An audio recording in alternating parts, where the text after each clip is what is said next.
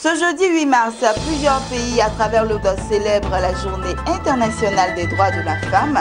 En Côte d'Ivoire, la première dame, les marchés financiers à travers la BRVM et le groupe Cargill a dérogé à la règle. Vous aurez les détails dans ce journal. Et puis sur le continent, l'actualité est marquée par les états généraux de l'assurance qui se tiennent à Abidjan depuis ce mercredi.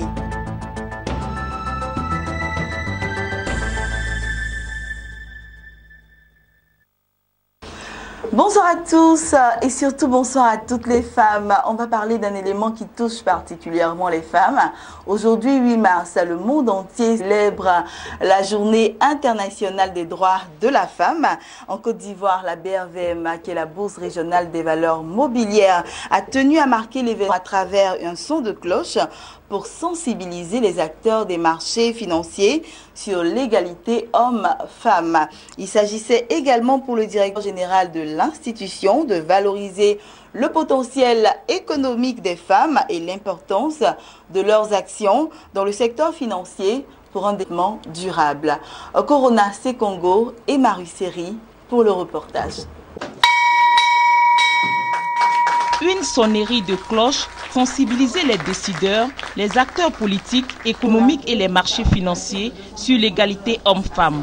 Pour marquer ce jour commémoratif du 8 mars, la Bourse régionale des valeurs mobilières d'Abidjan, à l'instar des autres bourses du monde, célèbre le leadership féminin.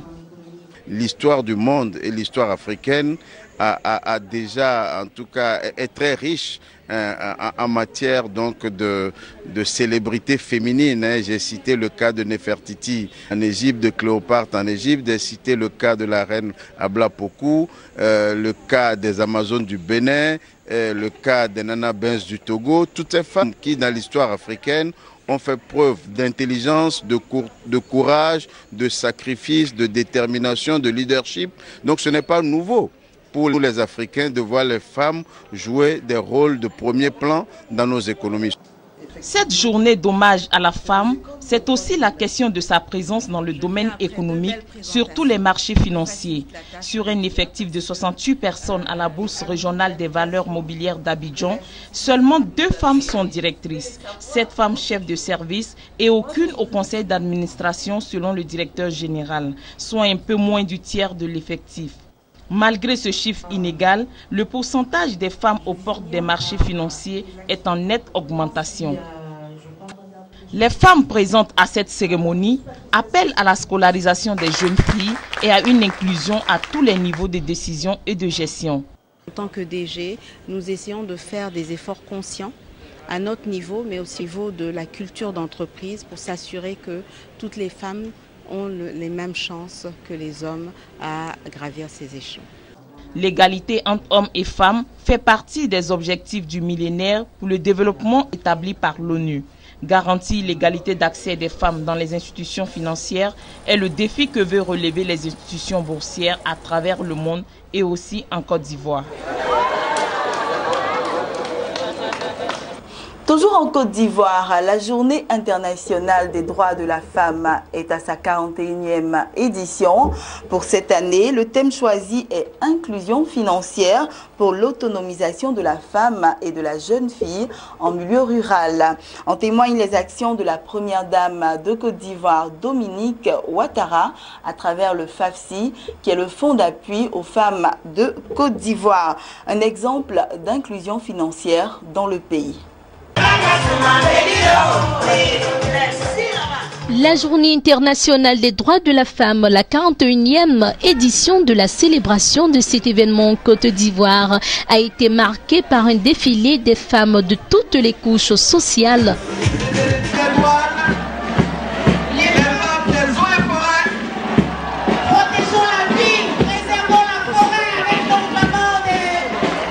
Aujourd'hui, l'opportunité qu'on donne à toutes ces femmes de pouvoir s'assumer, de pouvoir être autonomes, nous pensons que toutes les femmes, à tous les niveaux, à tous les postes que nous soyons, nous devons soutenir cet an et permettre à nos sœurs qui n'ont pas eu l'opportunité d'avoir des postes de s'assumer et de prendre leur famille en charge.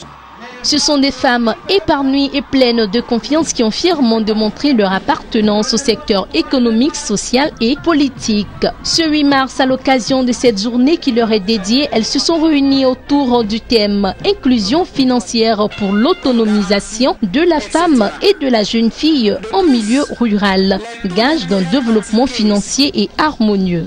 La première dame de Côte d'Ivoire, Dominique Ouattara, promotrice de la femme autonome à travers le Fonds d'appui aux femmes de Côte d'Ivoire, FAFSI, a incité des femmes et jeunes filles à se prendre en charge. Afin d'améliorer la qualité de vie des femmes face aux enjeux socio-économiques, elle a mis en place ce programme de financement des micro-projets des femmes.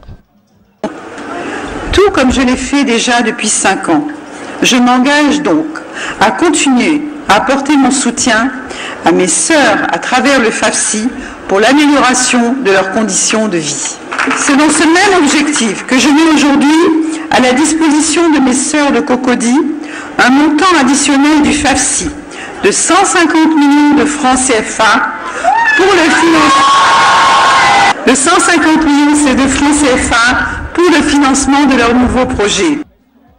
Depuis 5 ans, ce sont 130 000 femmes qui ont bénéficié du Fonds d'appui Femmes de Côte d'Ivoire, FAFSI. Des vivres et matériels à hauteur de 100 millions de francs CFA ont été offerts aux femmes pour mener à bien leurs activités. Le gouvernement traduit ainsi sa volonté de multiplier ses efforts et d'orienter ceux de ses partenaires au développement vers les femmes, notamment celles vivant en milieu rural. L'accès de ces femmes à des produits financiers adaptés peut permettre durablement de les mettre à l'abri de la pauvreté. À l'instar d'Abidjan, la journée internationale de la femme sera célébrée de façon éclatante dans tout le pays.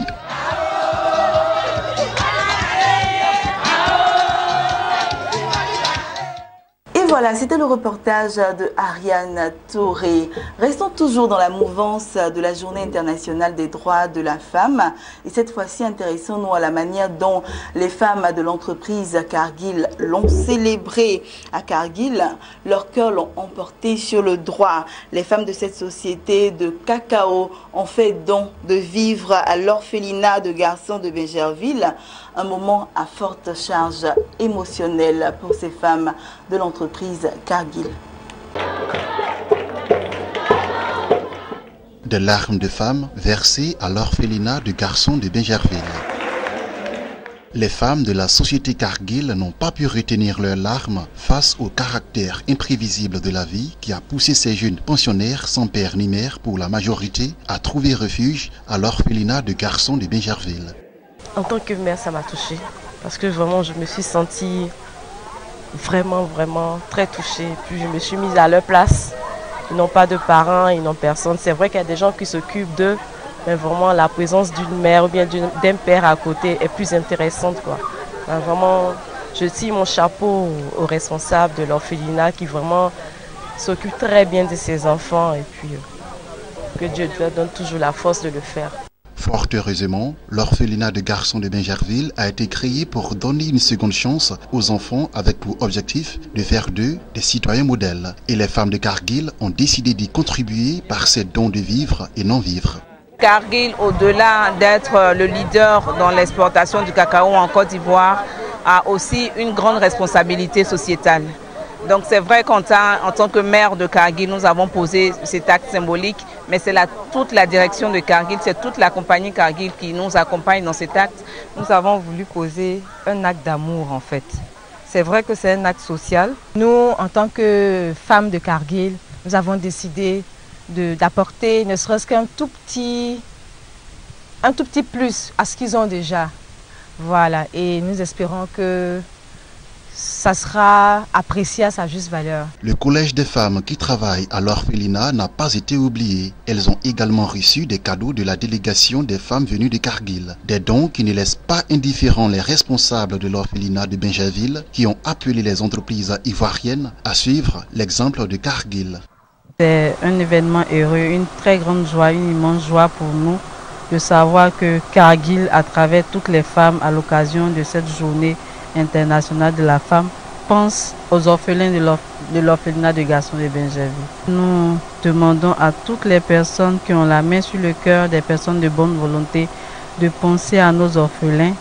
Les femmes de Kargil sont reparties avec la promesse d'œuvrer à la réalisation de façon durable à l'amélioration des conditions de vie et d'études des enfants de l'orphelinat de Garçons de Benjerville. Un orphelinat vieux de 106 ans et qui accueille aujourd'hui plus de 250 enfants âgés de 5 à 18 ans. Notons que Kargil est une société de négoce et d'achat de fèves de cacao. En Côte d'Ivoire, ces 2 dernières années, la multinationale Kargil est en tête en termes de fèves de cacao achetées auprès des producteurs organisés en coopérative agricole. Et on était avec Max Zoubi pour le reportage. Intéressons-nous à toute autre chose à présent. Je vous le disais en titre, réunis à Abidjan, les professionnels des marchés de l'assurance entendent aboutir à des résolutions concrètes en vue d'un meilleur développement aussi bien de leur secteur d'activité que pour les assurés. Et pour y arriver, une douzaine de panels figurent au menu des états généraux de l'assurance qui se tiennent depuis ce mercredi à Abidjan. L'un des tout premiers dans la session 2 portait sur comment vendre et gérer l'assurance vie en zone CIMA. Un reportage de Jérémy Aoré, Soro Chelina et Richard Akeke. Vendre et gérer l'assurance vie dans les pays membres de la conférence interafricaine des marchés d'assurance CIMA. Voilà la thématique autour de laquelle se sont déroulées les différentes présentations et échanges avec les experts de ce premier panel de la session 2. Les panélistes, à savoir Mamadou Fayé de Sen Vie Sénégal, Stella Bania du groupe Ecobank et Ngban Clément de Sounou Assurance Vie, ont planché sur la gestion et l'intérêt des réseaux de distribution de l'assurance vie, la digitalisation du système, avant de répondre à quelques préoccupations des participants venus des pays membres de la zone CIMA. Dans tous nos pays, l'assurance vie est en train de tirer la croissance. Donc je pense que nous devrons continuer les discussions avec la CIMA pour que la réglementation soit adaptée à nos réalités et que cette réglementation permette à l'assurance vie de se développer. Si l'activité, l'institutionnalisation de cette activité a été un véritable challenge, c'est maintenant un succès bien maîtrisé, mais ce qu'il reste à faire, c'est que le partenaire aille à la même vitesse que nous dans la stratégie de digitalisation. Ici, la question du projet CIMA relatif au précompte des commissions et le rachat des contrats n'ont pas été occultés lors des échanges. Ce projet vise à encourager les rachats pour dire qu'à chaque fois qu'un client veut prendre son contrat dans 2 ans, dans 3 ans, il doit se rendre compte qu'il gagne quelque chose. Mais l'épargne, où on met l'épargne va disparaître. Et c'est un frein au développement non seulement de l'assurance, mais des commerciaux, parce que le commercial va se rendre compte qu'aujourd'hui, il n'a plus d'argent. L'ensemble des interventions ont estimé que ces réformes sont à courant et risquent de freiner, voire d'anéantir complètement les efforts qui sont faits par les compagnies d'assurance pour accumuler, pour développer l'épargne. On ne peut pas vouloir une chose et son contraire. Ce jeudi, les participants vont échanger sur la microfinance, la consolidation des marchés et les voies et moyens pour répondre au mieux aux besoins des populations. Comment réinventer la gestion du sinistre automobile afin d'accélérer le processus de règlement des sinistres? La question a été débattue par les panélistes au premier jour des travaux portant sur les états généraux de l'assurance. Et il en ressort qu'il faut lever les obstacles qui freinent la cadence d'indemnisation des victimes. Objectif, redonner davantage confiance à l'assurance automobile. Hervé Blayon et Lyon Gilbert. C'est une assurance obligatoire qui représente un tiers des parts de marché des produits d'assurance. L'assurance automobile est ainsi primordiale. Si tous les panélistes des états généraux s'accordent à le dire, une nuance est à souligner. L'assurance automobile doit être repensée pour plus de viabilité. En ligne de mire, une flexibilité de la carte brune CBAO. La carte brune est là pour assurer une libre circulation des biens des personnes dans la sous-région. En cas d'accident, la personne de victime, les victimes auront des compensations ou bien des indemnifications pour assurer leurs besoins en ce qui concerne en matière de financier. Si du côté de la CEDEAO, la gestion des sinistres transfrontaliers s'appuie sur la carte brune, l'Afrique centrale a conçu une carte rose en la matière. Elle pourrait contribuer à l'accélération de la liquidation des sinistres automobiles entre les États. Selon Pierre-Didier Ngoumou, secrétaire permanent du Bureau national 4 Roses, cette assurance Afrique centrale doit innover dans ses mécanismes de traitement et de prise en charge des victimes. Alors la carte rose CEMAC est une carte d'intégration, c'est une carte de facilitation qui permet pour un voyageur qui circule hors de son territoire de résidence d'être pris en charge dans l'éventualité d'un accident. Là où les sinistres ne sont pas rapidement pris en charge, on a proposé de créer ce qu'on appelle des pools de gestion de sinistres pour pouvoir, dans le délai de 6 mois, que le dossier soit en état d'être payé.